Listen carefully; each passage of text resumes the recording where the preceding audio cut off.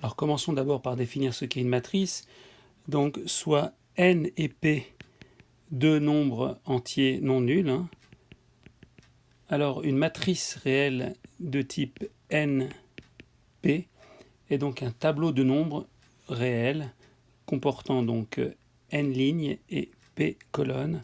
Donc on a par exemple la matrice A, et dans cette matrice on a les coefficients, donc ou les éléments de la matrice A11, A12 jusqu'à A1P, puisque on a ici P colonnes, et puis donc ensuite on a A21, A22 et ainsi de suite, et puis la dernière AN1, N parce qu'il y a N lignes notées ici, et puis donc AN2 jusqu'à ANP, et on parle ici donc d'une matrice de type NP de R, parce que tous les nombres A, I, J, donc les éléments de la matrice, appartiennent à l'ensemble des réels.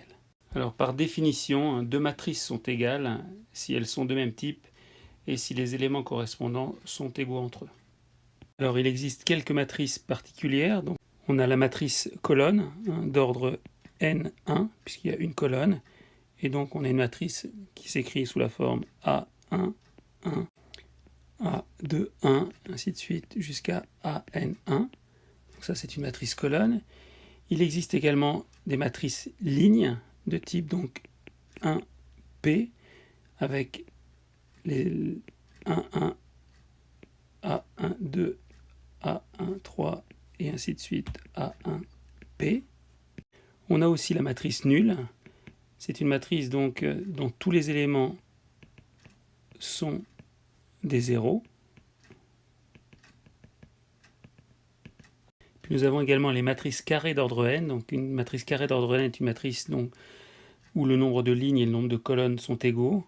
Et puis dans ces cas-là, on a A est égal à A11, A12 jusqu'à A1n.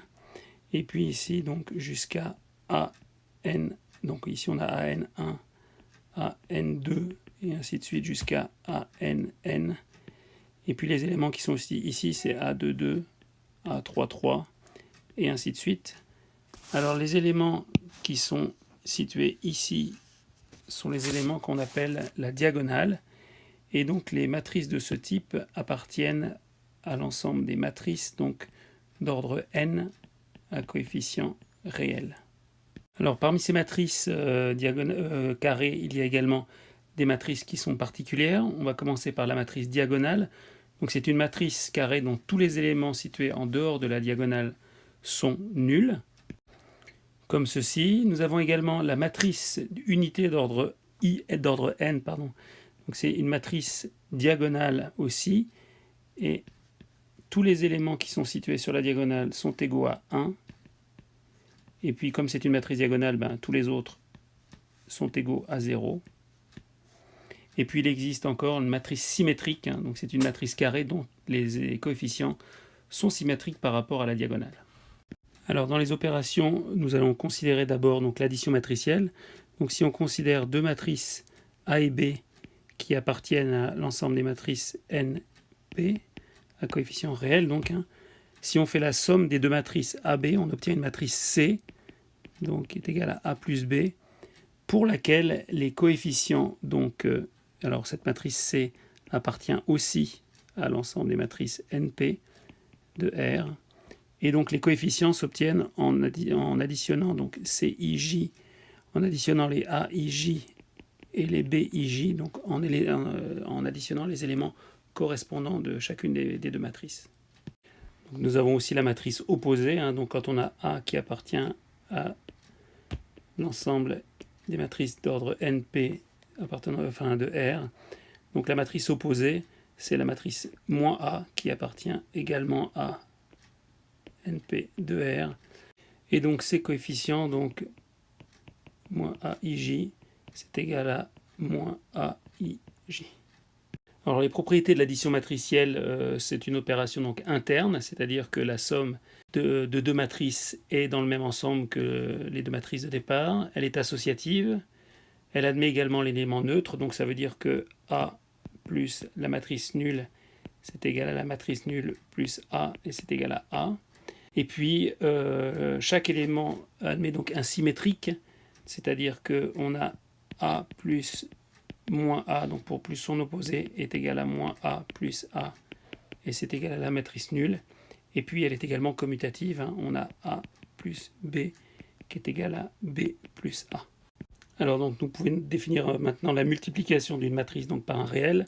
Donc, lorsqu'on a une matrice A appartenant donc, à l'ensemble NP de R, et puis un réel lambda, alors dans ces cas-là, le produit de la matrice A par le nombre réel lambda est une matrice, donc par exemple D, qui est égale à lambda fois A, et qui appartient donc également à MNP de R.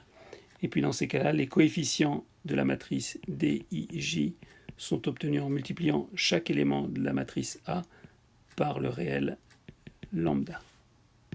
Alors passons maintenant au produit de deux matrices. Donc si on prend une matrice A qui appartient à l'ensemble MNP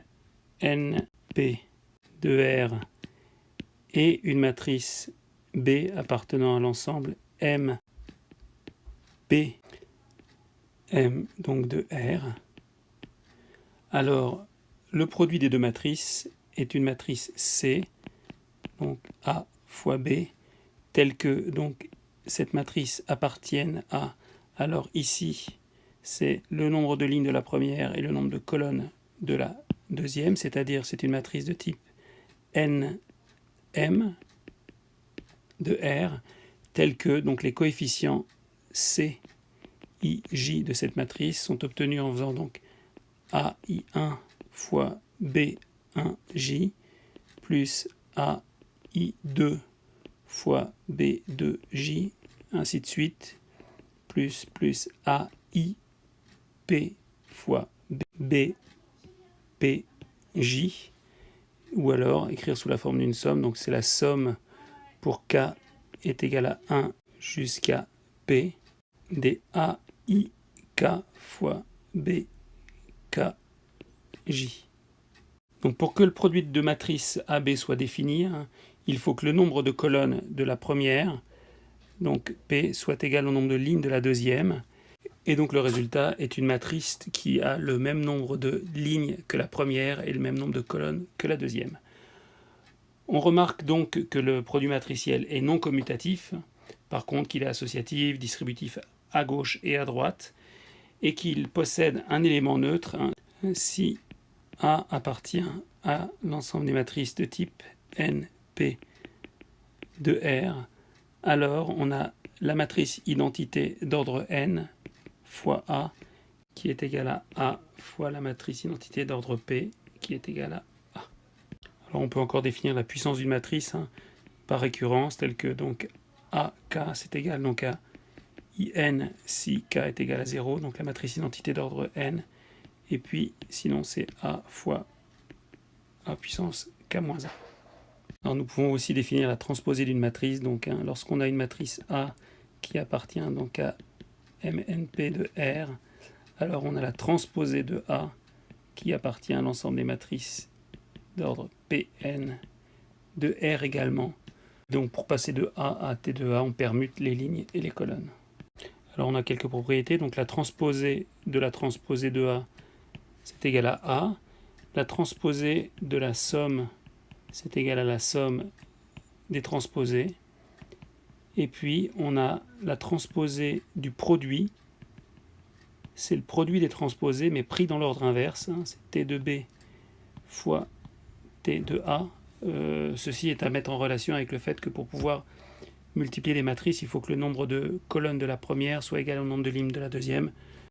Alors si nous prenons une matrice d'ordre 2, de carré d'ordre 2, avec les coefficients donc A11, A12, A21, A22, donc on rappelle que c'est le produit de ces éléments ici, moins le produit de ces deux éléments-là. Pour une matrice d'ordre 3, je ne le rappelle pas, c'est dans le formulaire étable, il existe, si jamais, la formule de Sarus qui permet de calculer un déterminant d'ordre 3. Sinon, c'est un calcul qui peut s'avérer très long, plus la dimension de la matrice augmente. Alors, nous pouvons encore définir le cofacteur d'un élément d'une matrice A, donc une matrice A d'ordre Mn, matrice carrée, hein, bien entendu. Donc ce nombre, c'est moins 1 à la puissance I plus J, donc indice de la ligne plus de la colonne, fois le déterminant IJ, déterminant de la matrice carrée, donc d'ordre n-1, obtenu en supprimant la ligne I et la colonne J. C'est ce qu'on appelle le déterminant de la comatrice. Donc passons maintenant à la matrice inverse. Donc une matrice inversible est une matrice carrée d'ordre n, telle qu'il existe une matrice carrée d'ordre n, une matrice B, vérifiant l'égalité A fois B est égal à B fois A, et c'est égal à la matrice identité d'ordre n. Et donc si cette matrice B existe, on notera que B est égal à A puissance moins 1. Alors nous savons que A est inversible, puisqu'il y a un théorème qui nous donne ça, que A est inversible si le déterminant de A est différent de 0. Donc on peut montrer ce théorème. Alors dans ce sens-là, d'abord, on sait que A fois A moins 1, c'est égal à I, et donc le déterminant de A fois le déterminant de A moins 1 est égal au déterminant de I, c'est-à-dire est égal à 1. Donc, là ici, le déterminant de A est différent de 0. Et puis, dans l'autre sens, si on travaille avec la contraposée, on a donc déterminant de A égal à 0.